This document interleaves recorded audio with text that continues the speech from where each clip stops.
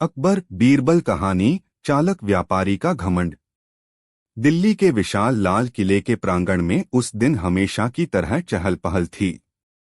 सुबह का समय था, पर सूरज की सुनहरी किरणें पहले ही महल की ऊंची दीवारों पर बिखर चुकी थीं। फैजाबाद, आगरा, काबुल और सुदूर दक्षिण से आए व्यापारी अपने अपने सामान के साथ शाही बाजार में इधर उधर घूम रहे थे। सैनिक अपनी कवचकतार के साथ मुस्तैद खड़े थे और दरबारियों के चेहरे पर आज कुछ अतिरिक्त उत्साह झलक रहा था, क्योंकि आज अफवाह थी कि एक विदेशी व्यापारी दरबार में आने वाला है। वह खुद को संसार का सबसे चतुर मनुष्य बताता था। इतना ही नहीं, कहा जाता था कि उसने खुलेआम दावा किया है, मेरी बुद्धि बीरबल की बुद्धि से 5 गुना तेज है। यह बात पूरे दिल्ली में हवा की तरह फैल गई। कुछ जगह लोग हंसते थे, कुछ हैरान होते थे और कुछ सोचते थे कि आखिर कौन इतना दुस्साहसी हो सकता है जो बीरबल की बुद्धि को चुनौती दे दे। चालक व्यापारी का आगमन। दरबार शुरू होने के थोड़ी देर बाद ही सैनिकों ने घोषणा की, जहांजपुर राज्य का प्रसिद्ध व्यापारी सेठ शंभूदास उपस्थित हों। एक तगड़ा 40-45 वर्ष का व्यापारी आगे बढ़ा। चेहरे पर घमंड, देखने के तरीके में चालाकी और चलने के अंदाज में अजीब सा रोब। उसने आकर सलाम तो किया, पर तरीका ऐसा था कि किसी और को बुरा लग जाए, जैसे वह खुद को बड़े से बड़ा मानता हो। अकबर ने शांत स्वर में पूछा, सेठ जी, सुना है कि आप अपनी बुद्धि को बहुत महान समझते हैं। सेठ शंभूदास मुस्कुराया, जहांपनाह, मैं सिर्फ महान नहीं, अत्यंत चतुर हूं। मेरे जैसे व्यापारी इस दुनिया में कम ही हैं। लोग कहते रहेंगे, पर सच्चाई यही है, बीरबल की बुद्धि भी मेरी तुलना में छोटी है। दरबार में खुसर फुसर शुरू हो गई। मंत्री, सैनिक, कवि, सबको ऐंठ करने का मौका मिल गया। अकबर ने थोड़ा मुस्कुराकर कहा, अच्छा, तो आप बीरबल से मुकाबला करना चाहते हैं? क्यों नहीं, सेठ बोला, मुझे न सिर्फ मुकाबला करना है, बल्कि जीत भी हासिल करनी है। मैं सिद्ध कर दूंगा कि बुद्धि व्यापारियों में भी कम नहीं होती। अकबर ने बीरबल की ओर देखा। बीरबल शांत, विनम्र और मुस्कुराने वाले भाव के साथ बैठे थे। उन्होंने हाथ जोड़कर कहा, जहां पनाह, जहां चुनौती हो वहां बीरबल पीछे नहीं हटता। सेठ जी, यदि मेरी बुद्धि से आगे निकलते हैं तो मैं उन्हें प्रणाम करूंगा, पर यदि वे असफल हों तो फिर? सेठ हंस पड़ा, तो जो भी आप चाहें। बात पक्की हो गई। पहली परीक्षा, कीमती वस्तु का रहस्य। अकबर ने कहा, ठीक है, पहली परीक्षा मैं रखता हूं। फौरन सैनिकों को आदेश हुआ और वे एक छोटा लकड़ी का डब्बा लेकर आए। अकबर बोले, इस डिब्बे में मैंने कुछ रखा है। सेठ जी, बिना खोले आपको बताना है कि इसमें क्या है। सेठ ने घमंड के साथ कहा, मुझे इसमें कौन सी बड़ी बात लगती है। मैं तो व्यापार में हर चीज को उसके भार, सुगंध और आवाज से पहचान लेता हूं। वह डिब्बे को हाथ में लेकर हिलाने लगा। कोई आवाज नहीं। उसने सूंघा। लकड़ी की हल्की खुशबू ही आई। फिर वजन तौलने जैसा हाथ पर उछाला। हल्का है, उसने कहा। उसने अनुमान लगाया, जहांपनाह, इसमें कीमती हीरा है। दरबार में हल्की हंसी छूट गई। अकबर ने मुस्कुराकर कहा, अब बीरबल बताएं। बीरबल ने डिब्बा हाथ में नहीं लिया, बस उसे एक नजर देखा और बोले, जहांपनाह, इसमें कुछ नहीं है। डिब्बा बिल्कुल खाली है। अकबर ने स्वयं डिब्बा खोला, वह वाकई खाली था। सेठ स्तब्ध रह गया। वह चिल्ला उठा, ये कैसे संभव है? मैंने सोचा था कि शाही डिब्बा खाली कैसे होगा। बीरबल ने मुस्कुराकर कहा, यही घमंड की भूल है, सेठ जी। आपने मान लिया कि बादशाह का हर डिब्बा भरा होता है, पर मैंने सोचा कि पहली परीक्षा में वह कुछ ऐसा रखेंगे जिसे पहचानना आसान हो, कुछ नहीं। दरबार ठहाकों से गूंज उठा। सेठ का चेहरा तमतमा गया। अकबर बोले, पहली परीक्षा बीरबल की। दूसरी परीक्षा झूठ का पता लगाओ। अब सेठ बोला, जहांपनाह, अब एक परीक्षा मैं रखूंगा और बीरबल को उत्तर देना होगा। सेठ ने 3 सेवकों को बुलाया। सभी के चेहरे ढके थे। सेठ बोला, इन 3 में से एक सत्य बोलता है, एक हमेशा झूठ बोलता है और एक कभी सत्य तो कभी झूठ बोलता है। बीरबल इन्हें केवल एक एक प्रश्न पूछकर पहचाने। दरबार में सरगर्मी छा गई। सबको लगा यह परीक्षा कठिन है।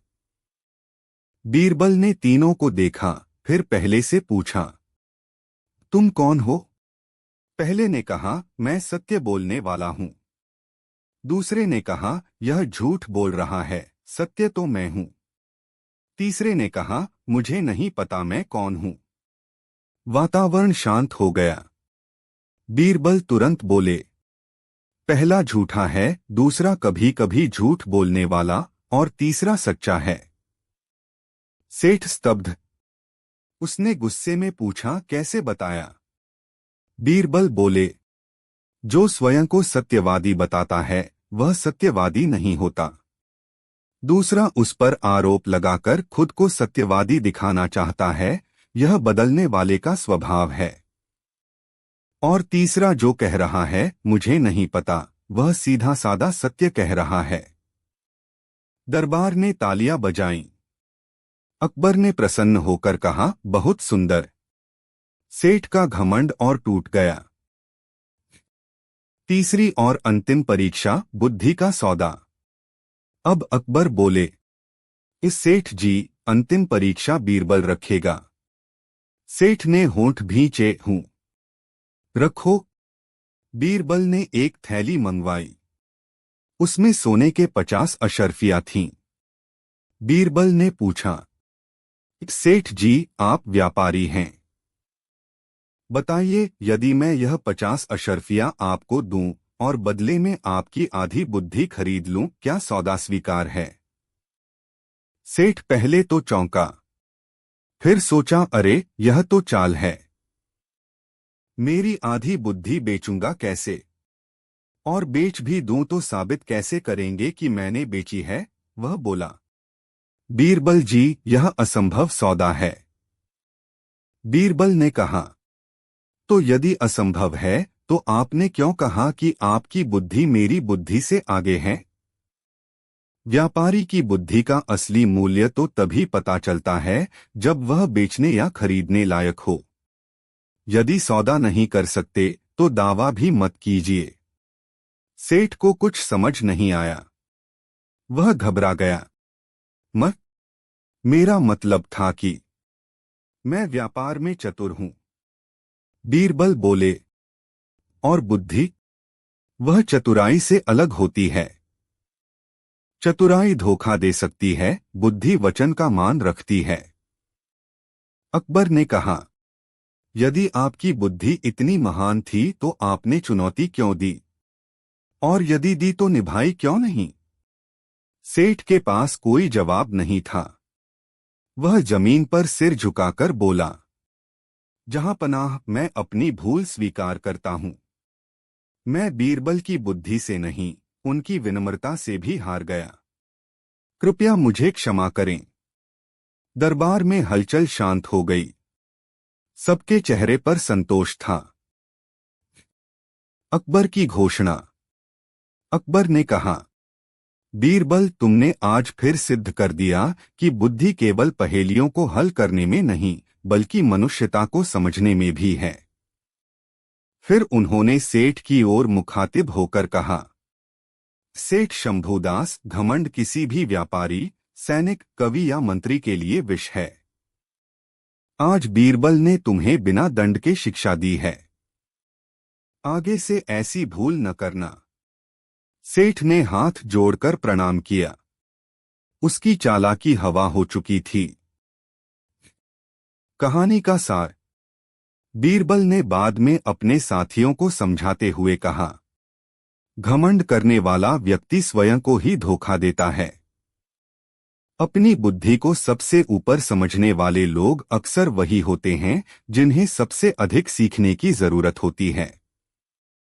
सब लोग मुस्कुराए और कहानी लोगों में फैल गई। दिल्ली में उस दिन से कोई भी इतना घमंड न करता कि बीरबल को चुनौती दे। अकबर बीरबल कहानी। गुम हुए मोती की अनोखी पहेली। दिल्ली की ठंडी सुबह थी। हल्की सुनहरी किरणें लाल किले की दीवारों पर पड़ते ही पूरा महल जैसे चमक उठा। मुगल दरबार रोज की तरह भव्य था। दरबारी अपनी अपनी जगह पर बैठे थे। कवि अपनी कविताएं सुना रहे थे। सैनिक अनुशासन में खड़े थे और बीच में बादशाह अकबर अपने राजसिंहासन पर बैठकर सब कुछ गंभीरता से देख रहे थे। पर आज दरबार में एक अलग ही बेचैनी थी। दरबार शुरू होते ही एक धनी राजकुमारी यशोदा दौड़ती हुई आई। उसकी आंखों में डर था, चेहरा पसीने से भीगा था। वह घुटनों के बल बैठकर बोली, जहांपनाह, मेरी सबसे प्रिय मोतियों की माला गायब हो गई है। दरबार में हलचल मच गई। अकबर ने गंभीर होकर पूछा, कैसे गायब हुई? कौन संदिग्ध है? राजकुमारी ने बताया, मोती की वह माला मेरी मां की आखिरी निशानी थी। बहुत कीमती भी थी और मेरे दिल के बहुत करीब भी। रात में वह माला मेरे कमरे में रखी थी। सुबह उठी तो गायब। मेरे कमरे में सिर्फ 3 लोग आए थे, मेरी दासी ललिता, मेरा निजी रसोइया गंगाराम और मेरा घोड़ा संभालने वाला सेवक फकीरा। पर मुझे नहीं पता दोषी कौन है। अकबर ने सैनिकों को आदेश दिया, तीनों संदिग्धों को दरबार में प्रस्तुत किया जाए। कुछ ही क्षणों में तीनों को दरबार में लाया गया। उनके चेहरे भय से सफेद पड़ गए थे। अकबर ने कहा, बीरबल, यह मामला सरल नहीं है। एक तरफ राजकुमारी का विश्वास, दूसरी तरफ अपराध का रहस्य। मैं चाहता हूं कि तुम इस पहेली को हल करो। बीरबल ने सिर झुकाकर कहा, जहांपनाह, सच्चाई चाहे कितनी भी छिपी हो, बीरबल उसे उजागर कर ही देगा। संदिग्धों से पूछताछ। सबसे पहले बीरबल ने दासी ललिता से पूछा, तुम सुबह कब आई थी? ललिता कांपते हुए बोली, हुजूर, मैं रोज की तरह सुबह 5 बजे आई थी। राजकुमारी की चाय बनाने गई थी। मैंने माला को छुआ तक नहीं। अब रसोइये गंगाराम से पूछा, तुम कब कमरे में गए? जहांपनाह, राजकुमारी ने रात को हल्का भोजन मंगवाया था। मैं 8 बजे गया था। माला उस समय शेल्फ पर दिख रही थी। फिर सेवक फकीरा से पूछा, तुम क्यों गए थे? वह बोला, हुजूर, मैं रात में राजकुमारी के घोड़े के दस्तावेज देने गया था। मैं दरवाजे पर ही रुका रहा था।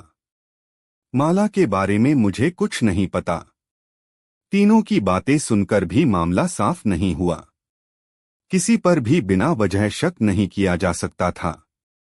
अकबर ने पूछा, बीरबल, क्या समझे? बीरबल मुस्कुराया, जहांपनाह, सच तो यही कहीं है।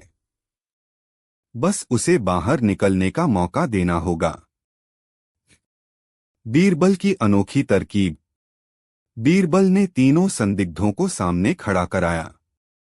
फिर बोला, मैं आप सबको एक एक छोटा सा पौधा दूंगा। इसे पानी देना होगा और 3 दिन बाद दरबार में लौटकर दिखाना होगा। जिसके पौधे में सबसे ज्यादा अजीब बदलाव होगा, वही चोर होगा। सब लोग हैरान। राजकुमारी और बादशाह ने सोचा, पौधों से चोर कैसे पकड़ा जाएगा? पर कोई भी बीरबल पर सवाल उठाने की हिम्मत नहीं रखता था। तीनों को छोटे छोटे मिट्टी के गमले दे दिए गए और सबको जाने की अनुमति मिल गई। 3 दिन बाद दरबार फिर सजा। सैनिकों ने तीनों संदिग्धों को बुलाया। सबकी नजरें गमलों पर थीं। दासी ललिता का पौधा सूख चुका था। रसोइये गंगाराम का पौधा बिल्कुल वैसा ही था, न बढ़ा न घटा। पर सेवक फकीरा का पौधा हरा भरा और काफी बढ़ चुका था। दरबारियों में फुसफुसाहट शुरू हो गई। लगता है फकीरा मेहनती है, लेकिन इससे चोर कैसे पता चलेगा? अब अकबर ने पूछा, बीरबल, क्या अब तुम बता सकते हो कि चोर कौन है? बीरबल ने गंभीर स्वर में कहा, जहां पनाह, चोर है फकीरा। पूरा दरबार दंग रह गया। फकीरा डर के मारे पीछे हटने लगा। अकबर ने पूछा, पर कैसे? सबसे अच्छा पौधा तो इसी का है। बीरबल ने मुस्कुराते हुए कहा, यही तो इसका अपराध साबित करता है। सबकी आंखें फैल गईं। बीरबल बोले, मैंने तीनों को जो पौधे दिए थे वे असल में उबले हुए बीज थे। उबलने के बाद बीज कभी अंकुरित नहीं होते। इसलिए ललिता के गमले में पौधा सूख गया। गंगाराम के गमले में कोई बदलाव नहीं हुआ। लेकिन फकीरा का पौधा कैसे हरा भरा हो गया? क्योंकि फकीरा ने गमला बदल दिया और नया पौधा लगाया। दरबार में तालियों की गड़गड़ाहट गूंज उठी। अकबर प्रसन्न होकर बोले, वाह बीरबल, यह तो अद्भुत बुद्धिमत्ता है। फकीरा घुटनों पर गिर गया और रोते हुए बोला, हुजूर, मैं ही दोषी हूं। मुझे माला के कीमती मोती चाहिए थे। मैंने चुरा लिए और छिपा दिए थे। सैनिकों को उसे पकड़ने का आदेश दिया गया। लेकिन राजकुमारी ने कहा, जहां पनाह, माला मेरी मां की याद है। बस वह लौट आए, मैं फकीरा को माफ करती हूं। अकबर ने उसकी भावनाओं का सम्मान किया। फकीरा को हल्की सजा दी गई और उसे गलती सुधारने का अवसर दिया गया। माला की खोज। फकीरा कांपते हुए बोला, मैंने माला को महल के पिछवाड़े लगे पीपल के पेड़ की जड़ों में छिपाया है।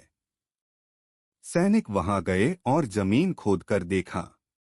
वास्तव में वही माला निकल आई। राजकुमारी की आंखों में खुशी के आंसू आ गए। अकबर की प्रशंसा। अकबर ने कहा, बीरबल, तुमने एक साधारण से पौधे का उपयोग करके इतनी बड़ी चोरी का भंडाफोड़ किया। यह न केवल बुद्धि है बल्कि मानव मनोविज्ञान की समझ भी है। बीरबल ने हाथ जोड़कर कहा, जहां पनाह, चोर कितना भी चालाक क्यों न हो, सच के सामने टिक नहीं सकता। और बुद्धि तभी उपयोगी है जब वह किसी की रक्षा करे, नुकसान न करे। अकबर ने बीरबल को शाही पुरस्कार और स्वर्ण मुद्राएं प्रदान की। सारा दरबार खुशी से झूम उठा। कहानी का सार। एक, घमंड सबसे बड़ा दोष है। 2, अपराध कितना भी छिपा हो, सच सामने आता ही है। 3, बुद्धि का सही उपयोग वही है जो समाज और इंसानियत के काम आए। अकबर बीरबल कहानी। एक बेशकीमती घोड़ा और 2 लालची दावेदार। दिल्ली की सुबह हमेशा की तरह चहल पहल से भरी हुई थी, पर आज लाल किले के अंदर का माहौल असामान्य रूप से गंभीर था। दरबार में सभी दरबारी एक दूसरे से फुसफुसा रहे थे। सैनिकों की चौकसी बढ़ी हुई थी और अकबर को भी अंदर ही अंदर कोई चिंता खाई जा रही थी। कारण था एक कीमती शाही घोड़ा। ये घोड़ा शत्रुसिंह पूरे राज्य का सबसे तेज, सबसे सुंदर और सबसे वफादार घोड़ा माना जाता था। इसे देखने भर से लोग हैरान रह जाते। इसकी कदकाठी, चमकदार त्वचा और सधी चाल किसी वीर योद्धा की याद दिलाती थी। लेकिन समस्या ये थी कि वही घोड़ा अचानक गायब हो गया था। और उससे भी बड़ी समस्या, उस घोड़े पर 2 लोगों ने दावा कर दिया था कि घोड़ा उनका है। दरबार में हाजिरी। दरबार शुरू होते ही दो आदमी आगे आए। पहला था सेठ सुजानदास, शहर का एक अमीर व्यापारी। दूसरा था राहू मियाँ, एक गरीब लेकिन ईमानदार अस्तबल का देखभाल करने वाला। दोनों ने एक साथ कहा, जहां पनाह, यह घोड़ा मेरा है। पूरा दरबार असमंजस में पड़ गया। अकबर ने दोनों को शांत किया। पहले यह बताओ कि तुम दोनों को घोड़ा कैसे मिला? सेठ सुजानदास का दावा। सेठ ने छाती फुलाते हुए कहा, जहां पनाह, यह घोड़ा मेरे बाप दादाओं की अमानत है। मैंने इसे बचपन से पाला है।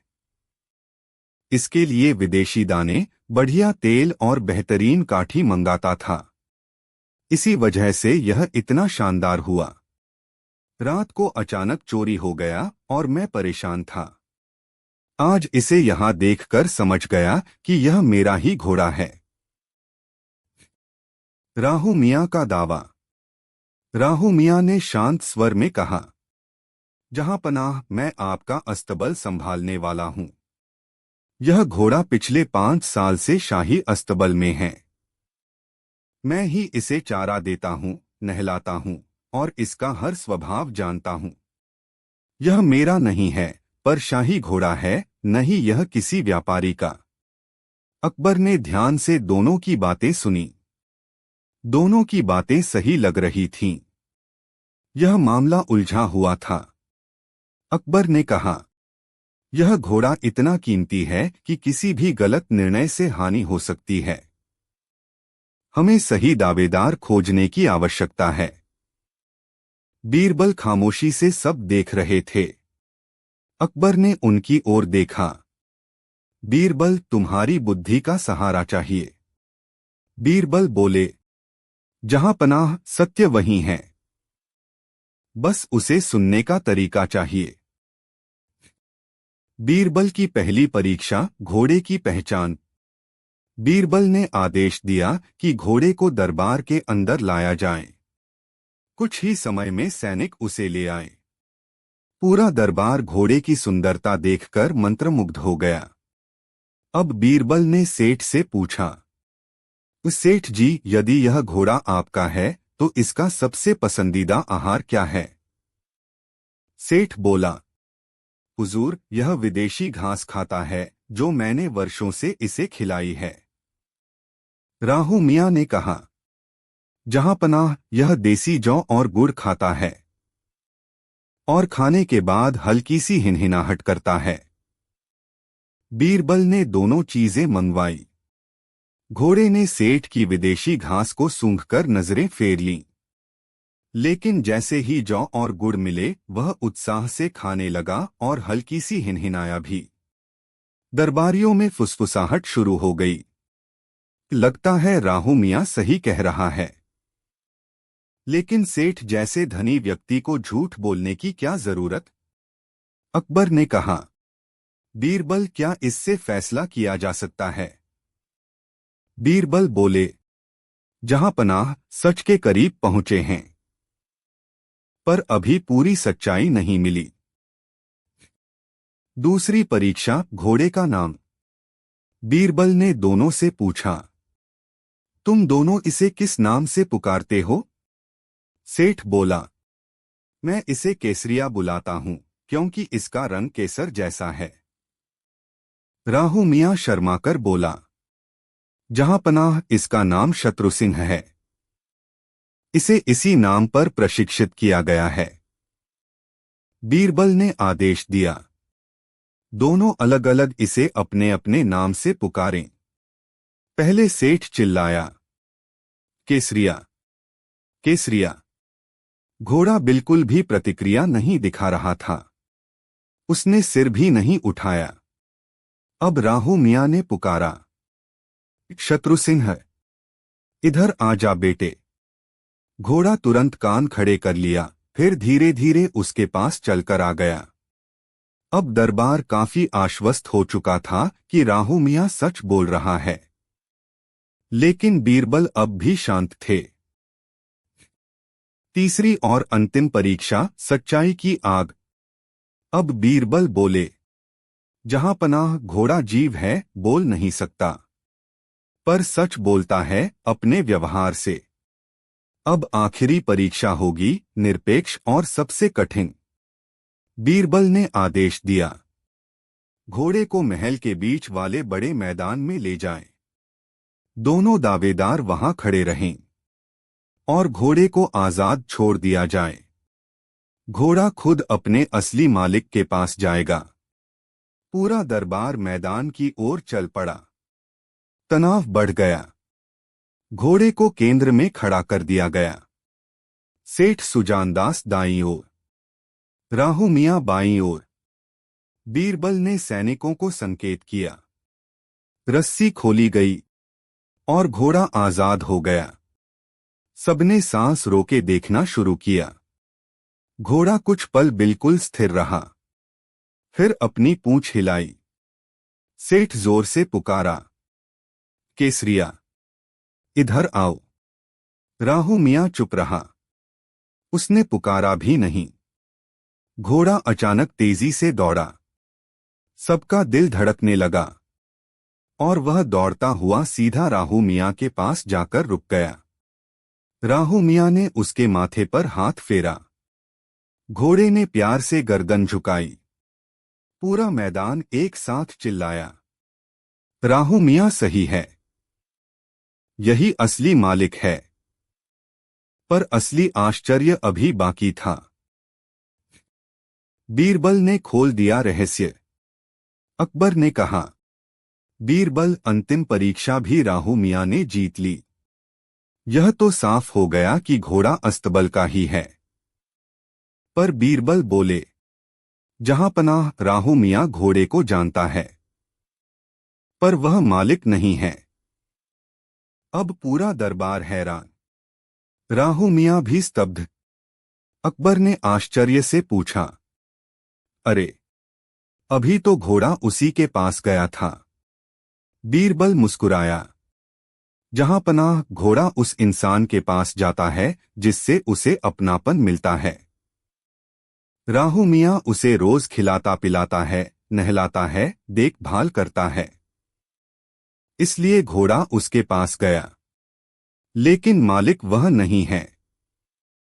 सेठ खुश हो गया और बोला, तो फिर मालिक मैं हूं।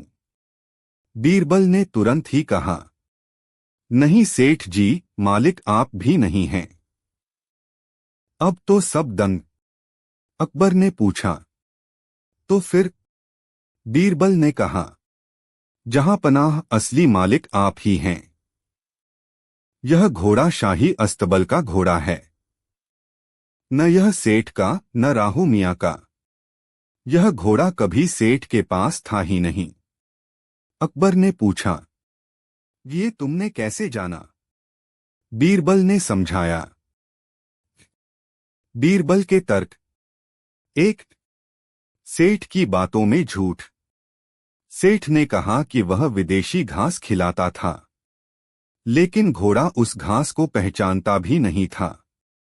2, घोड़े का असली नाम।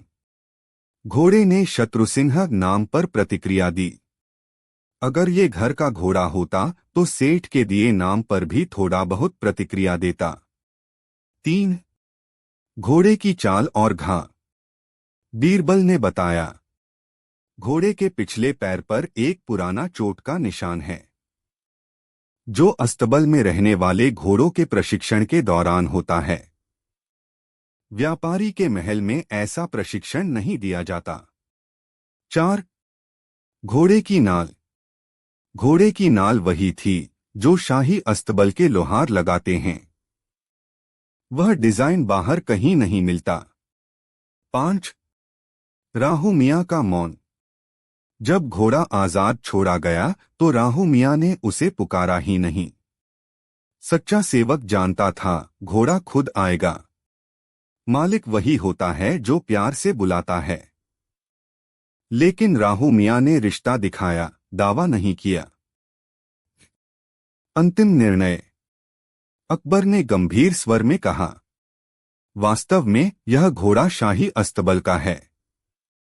सेठ झूठा है। सैनिकों ने सेठ को पकड़ लिया। उसके अपराध के अनुसार दंड दिया गया। राहू मियां की ईमानदारी देखकर अकबर ने उसे पुरस्कार दिया। 100 स्वर्ण मुद्राएं और घोड़ों की देखभाल का मुख्य अधिकारी बना दिया गया। राहू मियां की आंखों में आंसू थे, पर वह खुश था। अकबर की प्रशंसा। अकबर ने मुस्कुराते हुए बीरबल से कहा, बीरबल, तुम सिर्फ दिमाग से नहीं, दिल से भी फैसले करते हो। तुम्हारी बुद्धि हमारे साम्राज्य की रक्षा है। बीरबल ने झुककर कहा, जहांपनाह, सच्चाई अगर घोड़े में भी छिपी हो तो उसे देखकर समझना चाहिए। झूठ कितना भी सजा हुआ हो, दिल की आवाज से हार जाता है। कहानी का सार। एक सच्चा मालिक वह होता है जो देखभाल करता है, दावा नहीं करता। 2 झूठ चमकदार होता है, पर सच व्यवहार में दिखता है। 3 बुद्धि न्याय तभी है जब वह निष्पक्ष, शांत और गहरी हो। 4 प्यार और ईमानदारी को कोई परीक्षा नहीं हरा सकती। नई, रोचक और अनोखी अकबर बीरबल कहानी। आगरा का दरबार हमेशा की तरह शान से सजा हुआ था। दीवाने खास में आज विशेष हलचल थी। बाहर से ही ढोलनगाड़ों की आवाज सुनकर लग रहा था कि कोई धनी व्यापारी या किसी दूरस्थ प्रांत का राजदूत मुलाकात के लिए आया है। बादशाह अकबर अपने सिंहासन पर बैठे थे और मंत्रियों के साथ राज्य के महत्वपूर्ण मामलों पर चर्चा कर रहे थे। तभी महल के द्वार पर हलचल हुई और एक भव्य सजावट वाला जुलूस भीतर आया। आगे आगे एक ऊंचे कद का, चमकदार पोशाक पहने, भारी पगड़ी लगाए एक व्यापारी चल रहा था। उसकी गर्दन में सोने की कई मालाएं थीं और हाथों में कीमती कड़े चमक रहे थे। वह सिर ऊंचा उठाए ऐसे चल रहा था मानो दुनिया का सबसे बुद्धिमान आदमी वही हो।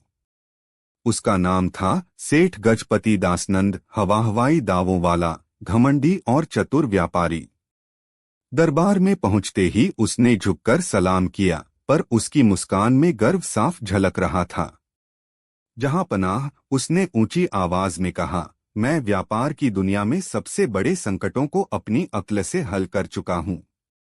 लोग मुझे जहां का सबसे बुद्धिमान व्यक्ति कहते हैं, पर अब मैं साबित करना चाहता हूं कि मेरी बुद्धि बीरबल से भी आगे है। दरबार के कोने में बैठे हुए कुछ मंत्री हंस पड़े। किसी ने फुसफुसाकर कहा, अब मजा आएगा। अकबर ने भौहें उठाईं। तुम्हें लगता है कि तुम्हारी बुद्धि बीरबल से अधिक है? हाँ हुजूर, व्यापारी ने गर्व से कहा। बीरबल तो आपकी कृपा से मशहूर हुए हैं, पर मैंने अपनी बुद्धि से धन, सम्मान और राज्यों में नाम कमाया है। अब पूरा दरबार खामोश हो गया। सबकी नजरें बीरबल की ओर टिक गईं। बीरबल शांत बैठे मुस्कुरा रहे थे, जैसे यह चुनौती तो रोज का खेल हो। अकबर ने कहा, ठीक है, अगर तुम अपनी बुद्धि पर इतना घमंड करते हो तो आज तुम्हारी बुद्धि का सामना बीरबल से होगा। हम एक प्रतियोगिता कराएंगे। व्यापारी ने ताली बजा दी, हुक्म कीजिए। पहली चुनौती, सच का पलड़ा। अकबर ने कहा, पहली परीक्षा बेहद सरल होगी। बीरबल और तुम दोनों को एक एक पर्ची दी जाएगी। उस पर तुम एक झूठ लिखोगे और बीरबल उस झूठ को सच में बदल देंगे। और अगर तुम ऐसा झूठ लिख सको जिसे सच में बदला ही न जा सके, तभी तुम्हें विजेता माना जाएगा। सेठ गजपति दासनंद हंस पड़ा। हुजूर, यह खेल तो मेरे बाएं हाथ का काम है। दोनों को पर्चियां दी गईं। व्यापारी ने तुरंत कुछ लिखा और पर्ची बंद करके अकबर को दे दी। अकबर ने पर्ची खोली और पढ़कर मुस्कुराए, मेरी ऊँटनी उड़ सकती है। पूरा दरबार हंसी से गूंज उठा। व्यापारी ने सोचा कि अब बीरबल इसका सच में क्या बनाएंगे। बीरबल ने बिना घबराए कहा, जहांपनाह, यह झूठ नहीं है। अकबर ने भौहें सिकोड़ लीं। यह झूठ नहीं। बीरबल, तुम क्या कहना चाहते हो? बीरबल बोले, हुजूर, इस व्यापारी ने कहा कि उसकी ऊँटनी उड़ सकती है, लेकिन उसने यह तो नहीं बताया कि कब उड़ सकती है। पूरा दरबार चुप। अगर उसकी ऊँटनी सपने में उड़ती हो तो कथन बिल्कुल सही है, इसलिए यह झूठ नहीं, यह आधा सच है। इस वजह से व्यापारी की परीक्षा असफल हुई। व्यापारी का मुंह लटक गया। पहली ही परीक्षा में उसकी उम्मीदें चरमरा गईं। दूसरी चुनौती, बुद्धि की गांठ। अकबर ने अगली चुनौती के लिए कहा, अब यह देखा जाएगा कि कठिन परिस्थिति में किसकी बुद्धि काम करती है। हम बीरबल और व्यापारी दोनों को एक एक रस्सी देते हैं। रस्सी में एक जटिल गांठ लगी होगी। जिसे सबसे पहले खोला जाएगा वह विजेता होगा। मंत्री रस्सी ले आए। दोनों रस्सियों में इतनी उलझी गांठें थीं कि लगता था जैसे किसी बच्चे ने मजाक के लिए जाल बना दिया हो। व्यापारी ने तुरंत रस्सी पकड़ी और पूरी ताकत से खींचने लगा। अरे, जल्दी खुल जा। गांठ और उलझती गई। उधर बीरबल ने रस्सी को गोद में रखा, धीरे धीरे उंगलियों से हल्की खींचे बनाए, गांठ की दिशा देखी, फिर उसे खोल दिया। मुश्किल से 2 मिनट लगे। दरबार तालियों से गूंज उठा। अकबर ने मुस्कुराते हुए कहा, व्यापारी जी, बुद्धि का काम ताकत से नहीं होता। व्यापारी को शर्म आई, लेकिन उसने हार नहीं मानी।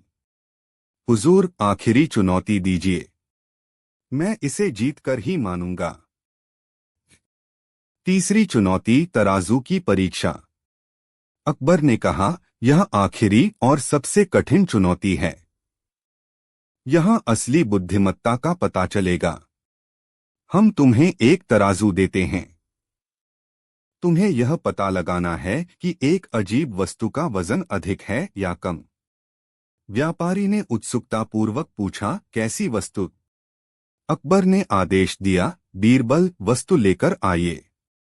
बीरबल उठे और कुछ देर बाद एक थाली लेकर लौटे। थाली में 3 चीजें थीं। एक मिट्टी का घड़ा, 2 एक पंख, 3 एक मोम से बना ताला। व्यापारी चकरा गया। हुजूर, यह कैसे तुलना होगी?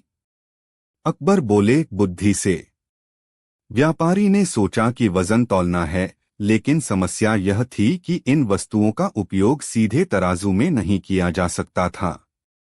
घड़ा बड़ा था, पंख उड़ जाता था और मोम का ताला गर्मी से पिघल सकता था। उसने सोचा, फिर 2 घंटे तक कोशिश करता रहा। घड़े के टुकड़े करना चाहे, पर वह टूट जाएगा। पंख को तराजू पर रखने में हवा परेशान कर रही थी। मोम के ताले को वह छू भी नहीं पा रहा था, क्योंकि हाथ की गर्मी से वह नरम हो जाता था। आखिर वह गुस्से में आ गया, यह असंभव है।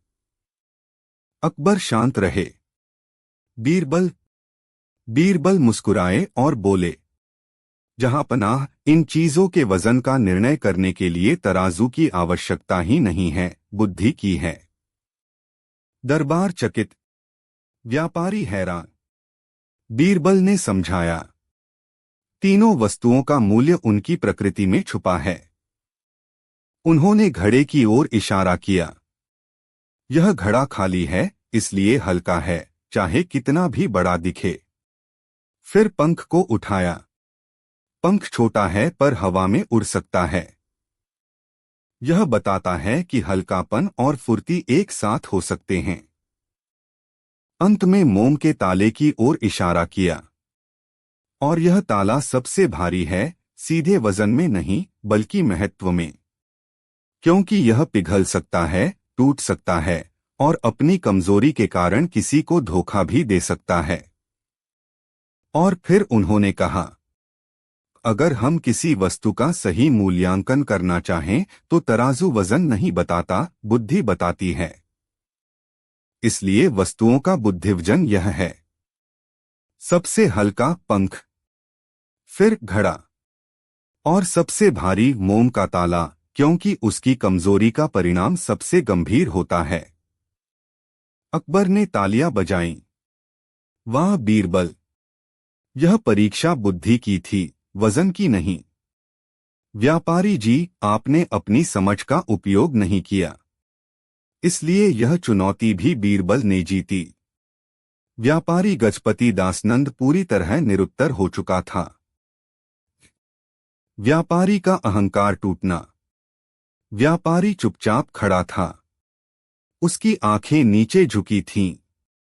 जो व्यक्ति कुछ घंटों पहले घमंड से भरा हुआ था, वह अब शर्म से लाल हुआ जा रहा था। वह बीरबल के आगे झुक गया और बोला, महाराज, मैं स्वीकार करता हूं कि आपकी बुद्धि अपार है। मैं जो घमंड लिए आया था, वह आपकी विनम्रता ने तोड़ दिया। मैं आपकी तुलना में राई के बराबर भी नहीं हूं। बीरबल ने मुस्कुराकर कहा, बुद्धि किसी की दुश्मन नहीं होती सेठ जी। बस अहंकार उसकी राह का कांटा है। जब कांटा हट जाए तो इंसान समझदार बन ही जाता है। अकबर ने कहा, सेठ जी, आज आप हार कर नहीं गए, बल्कि सीख कर गए हैं। यह जीत से भी बड़ी बात है। व्यापारी ने हाथ जोड़कर कहा, आज से मैं अपने हर काम में बुद्धि से पहले विनम्रता रखूंगा। बीरबल जी, आपने मुझे वह सिखाया जो कोई और नहीं सिखा सकता था। अंत में व्यापारी जैसे ही दरबार से बाहर निकला, दरबार में बैठे मंत्री हंसते हुए बोले, बीरबल तो वाकई अद्भुत हैं। समस्या कैसी भी हो, हल बीरबल के पास पहले से ही होता है। अकबर गर्व से बोले, इसलिए तो बीरबल हमारे नवरत्नों में चमकता हीरा है। बीरबल ने नम्रता से सिर झुकाया। दरबार में शांति छा गई, लेकिन आज सबके दिल में एक बात और साफ हो चुकी थी। बुद्धि का तराजू सिर्फ वजन नहीं तौलता, इंसान का चरित्र भी तौल देता है। बीरबल की 3 चाबियां। अकबर, बीरबल, बीरबल की 3 चाबियां। आज दरबार में कुछ विशेष चर्चा होने वाली थी। बादशाह अकबर अपने सिंहासन पर बैठे थे और सामने मौजूद बारियों पर नजर दौड़ा रहे थे। उनकी आंखों में उत्सुकता झलक रही थी। कारण यह था कि 3 राज्यों के प्रतिष्ठित व्यक्ति आज दरबार में उपस्थित थे, एक दार्शनिक, एक गणितज्ञ और एक कवि। तीनों का दावा था कि वे बीरबल से अधिक बुद्धिमान हैं। यह खबर सुनते ही दरबार में खुसर-पुसर शुरू हो गई थी। हर कोई जानता था कि बीरबल की बुद्धि से टक्कर लेना आसान नहीं है। तीनों आगंतुकों ने एक दूसरे पर गर्व भरी नजरें डालीं और फिर अकबर के सामने झुककर बोले, जहांपनाह, हम बीरबल की ख्याति से परिचित हैं। लेकिन आज हम यह साबित करना चाहते हैं कि दुनिया में ऐसे लोग भी हैं जो बीरबल से अधिक बुद्धि रखते हैं। अकबर ने हल्की मुस्कान के साथ कहा, यदि ऐसा है तो हमें खुशी होगी यह देखने में कि कौन कितनी बुद्धि रखता है। बीरबल, क्या तुम तैयार हो? बीरबल ने सहज भाव से कहा, जहांपनाह, आपकी सेवा में सदैव तैयार हूं। अकबर ने कहा, तो आज दरबार में 3 परीक्षाएं होंगी और हर परीक्षा एक चाबी की तरह होगी। जो बुद्धि की असली चाबी खोलेगा, वही विजेता कहलाएगा। पहली चाबी, समस्या की परतें। पहले आगंतुक दार्शनिक ने कहा, मैं आपको ऐसी पहेली दूंगा जिसका हल कोई साधारण बुद्धि वाला नहीं निकाल सकता। उसने कहा, एक आदमी एक नदी के किनारे खड़ा है। उसके पास 3 चीजें हैं। एक बकरी, 2 एक शेर, 3 और एक गट्ठर हरी घास का। उसे नाव में बैठकर नदी पार करनी है, पर नाव इतनी छोटी है कि वह एक बार में सिर्फ एक ही चीज ले जा सकता है। वह बकरी को अकेले शेर के साथ नहीं छोड़ सकता, न ही बकरी को घास के साथ। बताइए वह कैसे तीनों को सुरक्षित पार ले जाएगा? ये पहेली कई राज्यों में मशहूर थी, लेकिन दार्शनिक को लगता था कि बीरबल इसे नए तरीके से नहीं सुलझा पाएंगे। बीरबल ने मुस्कुराकर कहा, जहां पनाह पहेली कठिन नहीं, दृष्टिकोण महत्वपूर्ण है। फिर उन्होंने कहा, एक, पहले वह आदमी बकरी को नदी पार कराता है। दो, फिर वापस आकर शेर को दूसरी तरफ ले जाता है। तीन, शेर को छोड़कर बकरी को वापस अपने साथ ले आता है। चार, अब वह घास को दूसरी तरफ ले जाता है। पांच, अंत में जाकर वह फिर बकरी को ले आता है। दार्शनिक चौंक गया। अकबर ने कहा, यह तो समझदारी का सरल समाधान है। बीरबल मुस्कुराए, जहां पनाह समस्या कठिन नहीं, हमारा व्यवहार उसे कठिन बनाता है।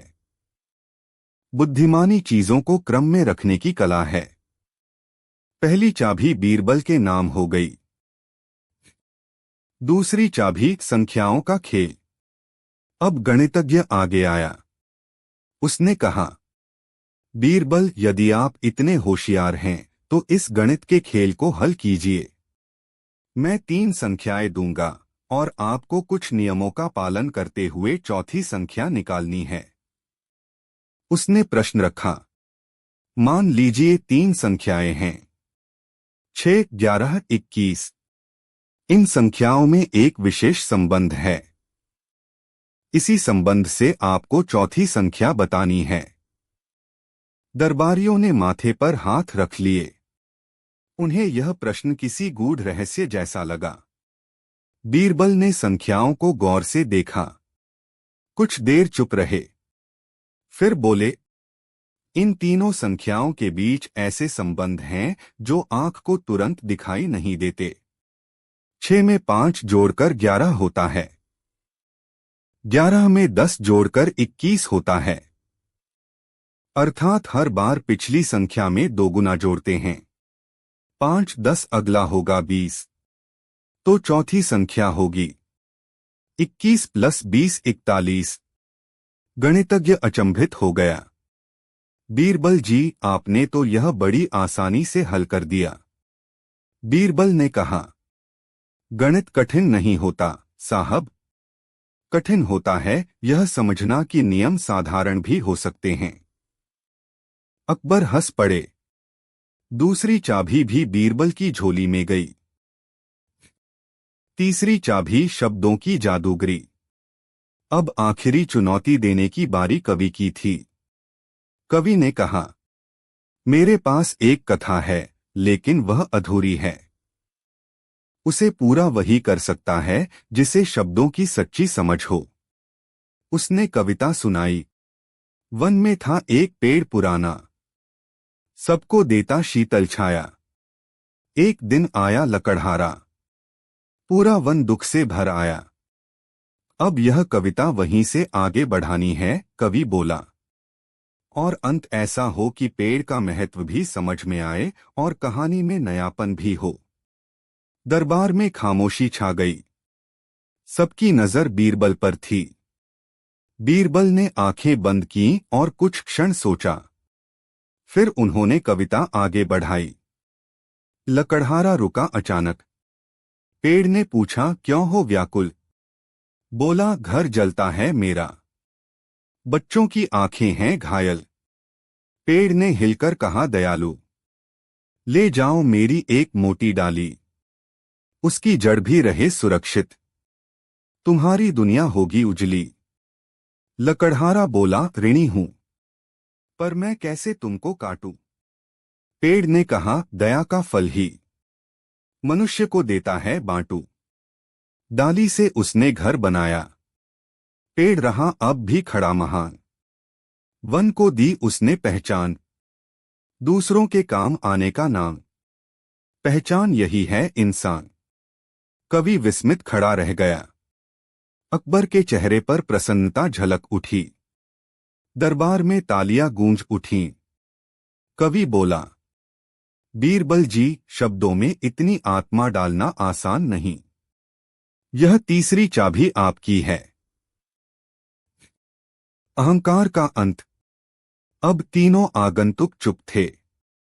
अकबर ने कहा, बीरबल ने तीनों चाबियां जीत ली। क्या अब भी आप कहते हैं कि आप अधिक बुद्धिमान हैं? तीनों ने सिर झुका लिया। दार्शनिक बोला, मैंने आज यह सीखा कि ज्ञान केवल पुस्तकों में नहीं होता।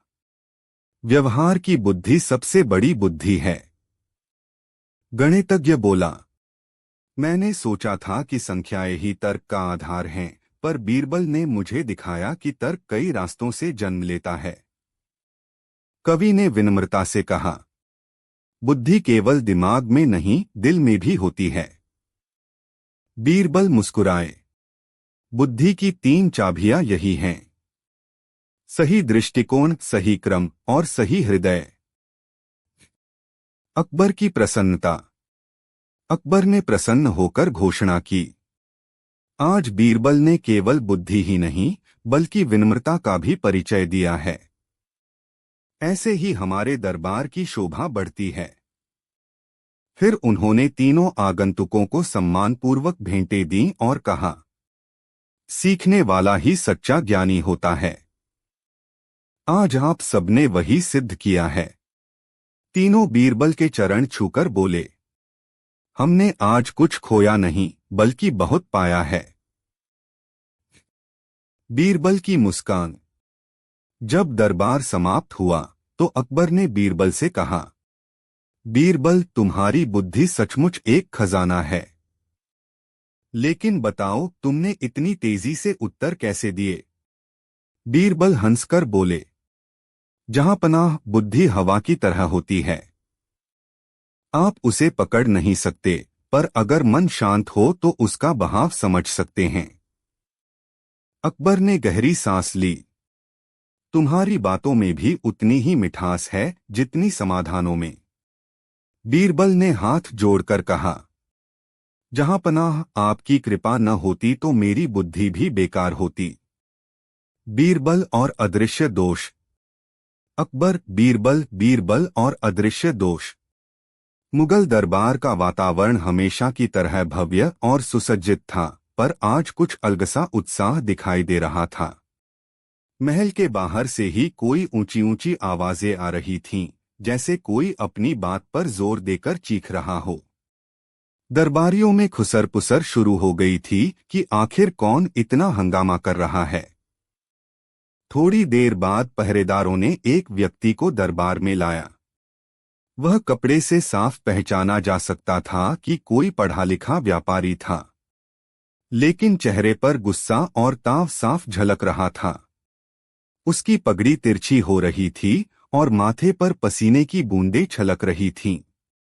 जैसे ही वह दरबार के मध्य में पहुंचा, उसने ऊंचे स्वर में कहा, जहां पनाह, मैं न्याय चाहता हूं। और यह न्याय आपसे नहीं, आपके मंत्री बीरबल से चाहता हूं। पूरे दरबार में सरसराहट फैल गई। अकबर ने भौहें चढ़ाकर कहा, बात को स्पष्ट करो। हमारे बीरबल ने तुम्हारा क्या बिगाड़ा है? व्यापारी बोला, हुजूर, मेरी समस्या हमउम्र लोगों की नहीं, मेरी समस्या है दोष। अदृश्य दोष। बीरबल ने मेरी दुकान देखकर कहा कि मेरे कारोबार में कोई छिपा हुआ दोष है, लेकिन उन्होंने बताया नहीं कि दोष क्या है। मैं तब तक चैन से नहीं बैठ सकता जब तक बीरबल अपना दावा सच साबित न कर दें। सबकी निगाहें बीरबल पर जा टिकती हैं। बीरबल मुस्कुराकर खड़े हुए। जहां पनाह, मैंने व्यापारी से कोई झूठ नहीं कहा। उसके कारोबार में सचमुच एक ऐसा दोष है जो नजर नहीं आता, लेकिन नुकसान करता है। व्यापारी गुस्से से बोला, अगर इतना ही बड़ा दोष है तो उसे आज के आज सबके सामने साबित करो। अकबर बोले, ठीक है। आज दरबार में यह तय किया जाएगा कि वास्तव में व्यापारी के कारोबार में कोई छिपा दोष है या बीरबल ने यूं ही कह दिया। दरबार में रोमांच फैल गया। सबने सोचा आज मजेदार मुकाबला होने वाला है। पहला कदम, दुकान का निरीक्षण। अकबर ने आदेश दिया, बीरबल तुम और यह व्यापारी अभी वहीं जाओ जहां इसकी दुकान है। हम तुम्हारे साथ आने वाले पहरेदारों की बातें सुनकर निर्णय करेंगे। बीरबल, व्यापारी और कुछ सैनिक नगर की ओर चल दिए। दुकान पहुंची। दुकान सुंदर थी, सामान व्यवस्थित, कर्मचारी विनम्र। देखने में तो सब अच्छा लग रहा था। व्यापारी बोला, बोलो बीरबल, कहाँ है दोष? दिखाओ। बीरबल ने कुछ देर दुकान का निरीक्षण किया। फिर बोले, दोष यही है, पर इसे देखना मुश्किल है। व्यापारी चिल्लाया, मुझे कुछ नहीं दिख रहा। बीरबल ने कहा, दोष दिखाने के लिए थोड़ी तैयारी करनी होगी। हम सब कल सुबह यहां फिर मिलेंगे। लेकिन उससे पहले व्यापारी जी, आप अपनी दुकान पर आज रात पहरा देंगे। कहीं कोई आए जाए, उसकी खबर मुझे चाहिए। व्यापारी चौंका, लेकिन क्यों? बीरबल मुस्कुराए, दोष अपने आप सामने आएगा, बस निगरानी रखिए।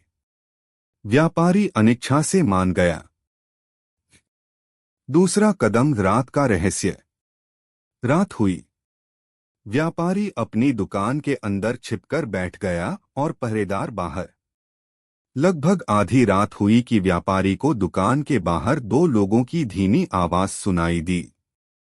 पहला व्यक्ति बोला, यह दुकान बहुत मशहूर है, लेकिन मालिक बड़ा कड़क और गुस्सैल है। दूसरा हंसकर बोला, हाँ, मैंने सुना है ग्राहक छोटी गलती कर दें तो खूब झिड़की देता है। पहला बोला, और उसने कीमतें भी जरूरत से ज्यादा रखी हैं, लेकिन लोग मजबूरी में खरीद लेते हैं। यह सुनकर व्यापारी के कान खड़े हो गए। कुछ देर बाद आवाजें धीरे धीरे दूर चली गईं। व्यापारी बेचैन हो उठा। उसे लगा, लोग मेरे बारे में ऐसी बातें करते हैं। सुबह होते ही वह दुकान बंद करके दरबार लौट आया। तीसरा कदम, दोष का खुलासा। अकबर ने पूछा, व्यापारी जी, रात को कुछ देखा? व्यापारी ने झुककर कहा, जहां पनाह। दो राहगीरों की बातें सुनी। वे कह रहे थे कि मैं गुस्सैल हूं, कीमतें ज्यादा रखता हूं और ग्राहकों को डांट देता हूं। अगर लोग ऐसा सोचते हैं तो मेरा कारोबार सचमुच गिर सकता है। अकबर बोले, तो क्या बीरबल ठीक कह रहे थे? व्यापारी चुप। बीरबल धीरे से आगे आए और बोले, जहां पनाह, यही है अदृश्य दोष। लोगों के मन में व्यापारी की छवि। बाहरी दोष दिखते हैं, पर यह दोष छिपा होता है। व्यापार की असली ताकत ग्राहकों का विश्वास है। और अगर किसी की छवि खराब हो जाए तो सबसे मजबूत व्यवसाय भी ढह जाता है। व्यापारी ने गहरी सांस लेकर कहा, बीरबल जी, मैंने सचमुच कभी इस पर ध्यान नहीं दिया। मैं ग्राहकों से तेज आवाज में बोलता था। शिकायतें भी आई थीं, पर मैं अनसुनी कर देता था। मेरा दोष दुकान में नहीं था, मेरे व्यवहार में था।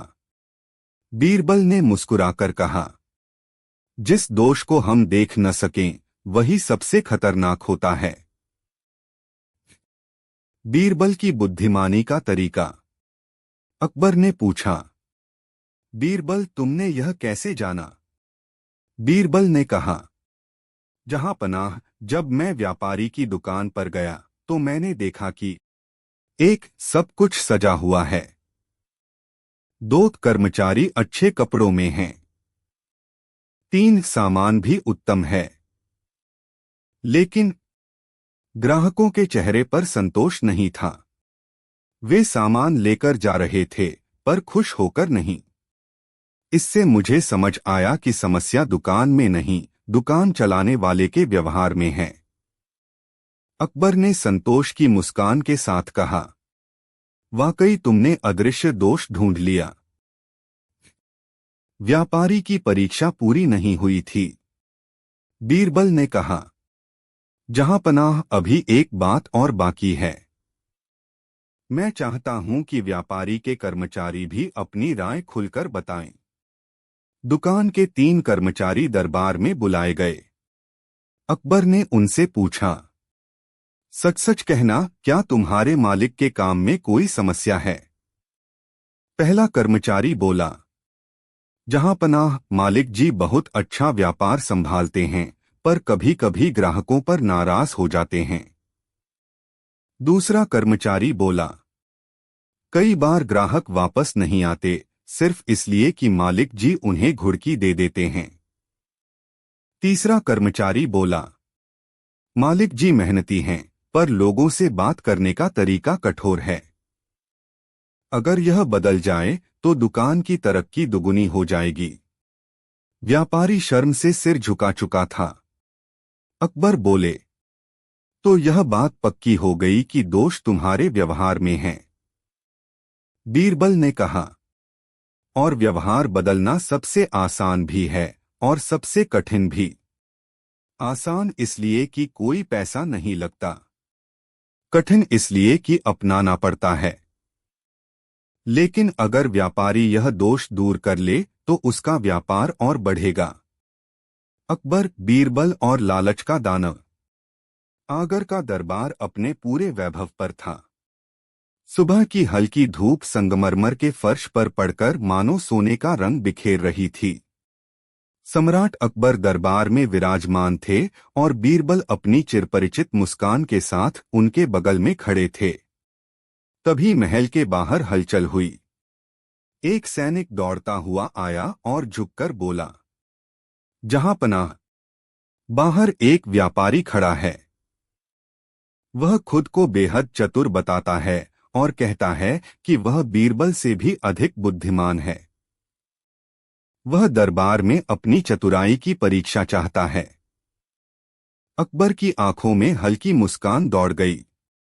ओह, लगता है आज का दिन कुछ मजेदार होगा, वे बोले। उसे अंदर बुलाया जाए। कुछ ही क्षणों में एक सजधज वाला व्यापारी अंदर आया। वह लगभग 50 वर्ष का होगा, पर चेहरे पर अकड़ साफ झलक रही थी। उसने चमकदार पगड़ी बांध रखी थी और चलते समय उसकी चांदी की झंझनाती मालाएं खनक रही थीं। आपका नाम? अकबर ने पूछा। जहां पनाह, मैं गंगादास व्यापारी। पूरे प्रदेश में मेरे व्यापार की चर्चा है। और उसने गर्व से गर्दन उठाते हुए कहा, मेरी बुद्धि इतनी तेज है कि मैं बीरबल को भी मात दे सकता हूं। दरबार में खुसर फुसर होने लगी। सभी की निगाहें बीरबल की ओर थीं।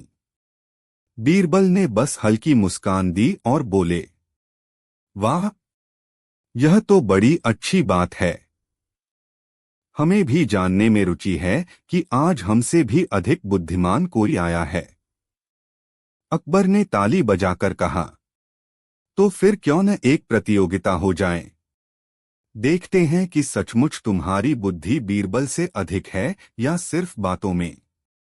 गंगादास ने गर्व से कहा, मैं हर परीक्षा के लिए तैयार हूं। पहली परीक्षा, सत्य और असत्य की पहचान। अकबर ने कहा, गंगादास, मैं तुम्हें 3 वस्तुएं दूंगा। उनमें से एक असली है और 2 नकली। तुम्हें असली पहचाननी होगी। और बीरबल भी यही करेंगे। जिसकी पहचान सही होगी वही जीतेगा। अकबर ने 3 सोने की मूर्तियां मंगवाईं। देखने से तीनों एक जैसी लग रही थीं। गंगादास ने मूर्तियों को हाथ में उठाकर घुमाया, कान से लगाया, दांत से काट कर देखा, लेकिन उसे कोई अंतर समझ नहीं आया। पर चूंकि वह अपनी बुद्धिमानी का नाम फैला चुका था, इसलिए बिना सोचे उसने एक मूर्ति उठाई और कहा, यही असली है। अकबर ने बीरबल की ओर देखा। अब तुम्हारी बारी। बीरबल मुस्कुराए। उन्होंने एक बारीक सी सुई मंगवाई और मूर्तियों के कान में डाली। 2 मूर्तियों में सुई नीचे पेट की तरफ से निकल गई, लेकिन एक में सुई कान से अंदर गई ही नहीं। बीरबल बोले, यह असली है, क्योंकि असली वस्तुएं खोखली नहीं होती, पर नकली में अक्सर कमी रह जाती है। अकबर ने सिर हिलाया। सही।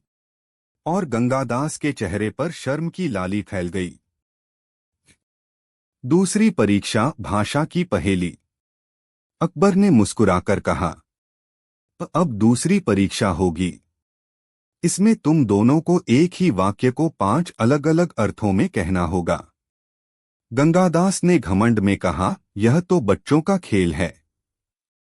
अकबर ने वाक्य बताया, यह दुनिया बड़ी अद्भुत है। पहले गंगादास ने अर्थ बताए। 1, दुनिया बहुत विचित्र है। 2, दुनिया समझना मुश्किल है। 3, दुनिया में सब अजीब लोग हैं। 4, दुनिया में चमत्कार होते रहते हैं। 5, दुनिया की राहें अनोखी हैं। अकबर ने कहा, ठीक है। अब बीरबल ने मुस्कुराते हुए कहा, जहां पनाह, वही वाक्य 5 अलग-अलग परिस्थितियों में 5 अर्थ ले सकता है। 1, दार्शनिक के लिए यह दुनिया अनुभवों से भरी है। 2, व्यापारी के लिए यह दुनिया लाभ हानि के विचित्र खेल से भरी है। 3, किसान के लिए यह दुनिया आशा और निराशा का अद्भुत संगम है। 4, कवि के लिए यह दुनिया सुंदरता और आश्चर्य का अनंत आकाश है। 5, राजा के लिए यह दुनिया प्रजा और राज्य का अद्भुत संतुलन है। अकबर ने तालियां बजाईं। बहुत सुंदर। तुम्हारे अर्थ गहराई और परिस्थिति दोनों से जुड़े हैं। बीरबल विजयी हैं। गंगादास का चेहरा उतर गया। तीसरी परीक्षा, लालच का असली चेहरा। अब अकबर ने कहा, गंगादास, अब अंतिम और सबसे कठिन परीक्षा होगी। इसे पार कर लोगे तो शायद आज की हार की भरपाई हो जाए। गंगादास के चेहरे पर फिर अकड़ लौट आई। पूरे आत्मविश्वास के साथ तैयार हूं, जहांपना। अकबर ने अपने सैनिकों को संकेत किया। उन्होंने 3 थालियां लाई। 1 सोना, 2 चांदी, 3 और तीसरी खाली थाली। अकबर बोले, इन तीनों में से एक थाली चुनो। जो थाली तुम चुनोगे वही बीरबल को मिलेगी, और जो थाली बच जाएगी वह तुम्हें। गंगादास की आंखें चमक उठीं। उसने सोचा, अगर मैं सोना चुन लूं तो बीरबल को मिल जाएगा। इसलिए मुझे कुछ ऐसा चुनना होगा कि मुझे अधिक फायदा हो और बीरबल को कम। उसने चतुराई दिखाने के उद्देश्य से चांदी की थाली चुन ली। वह मुस्कुराते हुए बोला, जहां पनाह, मैं चांदी चुनता हूं। अकबर बोले, अब बीरबल, आपकी बारी। बीरबल ने शांत स्वर में कहा, जहां पनाह, जो थाली मुझे व्यापारी के चुनाव के अनुसार मिलनी है वही मिल जाए। अकबर ने घोषणा की। गंगादास ने चांदी चुनी है, इसलिए बीरबल को खाली थाली मिलेगी और गंगादास को सोने की थाली। गंगादास उछल पड़ा। देखा, मैं बीरबल से अधिक चतुर हूं। पूरा दरबार हंस पड़ा। बीरबल मुस्कुराते रहे।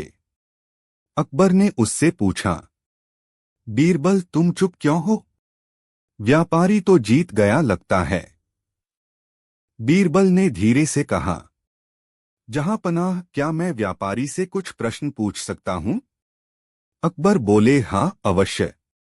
बीरबल ने गंगादास से पूछा, तुमने सोना क्यों नहीं चुना? गंगादास बोला, क्योंकि अगर मैं सोना चुनता तो तुम्हें मिल जाता, और मैं चाहता था कि मुझे ज्यादा फायदा हो। बीरबल ने मुस्कुराते हुए कहा, यही तो गलती की है तुमने। तुमने अपनी जीत यह समझी कि तुमने मुझे सोना नहीं लेने दिया। पर असली बुद्धि वह होती है जो खुद के लिए सर्वश्रेष्ठ चुने। तुमने मुझे हारने के लिए खुद अपना नुकसान कर लिया। चांदी चुनकर तुमने मुझे खाली थाली दी, पर बदले में सोना खो दिया। तुम्हारी बुद्धि लालच के दानव में फंस गई। अकबर बोले, बात में दम है। अगर तुम सचमुच चतुर होते तो सोना चुनकर खुद लेते और बीरबल को चांदी मिलता।